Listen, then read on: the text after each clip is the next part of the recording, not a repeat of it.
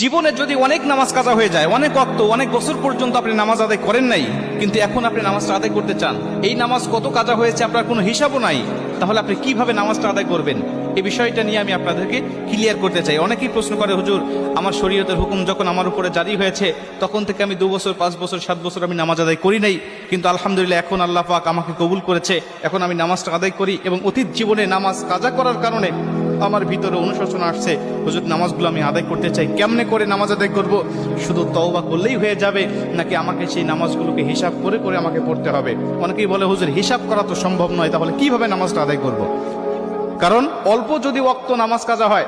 যেমন আজকে আপনি 2 ওয়াক্ত নামাজ কাজা করেছেন, আসর এবং মাগরিবের নামাজ আপনি আদায় করেন নাই, এশার নামাজের সময় আপনার স্মরণ হয়েছে বা আপনি অবসর হয়েছেন, ব্যস্ততা আপনার কমেছে, আপনি এখন কাজা নামাজটা আদায় করবেন, হিসাব করে আপনি এশার নামাজের আগে আসরের নামাজের 4 রাকাত আপনি কাজা নামাজ আদায় করলেন, মাগরিবের 3 রাকাত করলেন, তারপর এশার নামাজের আদায়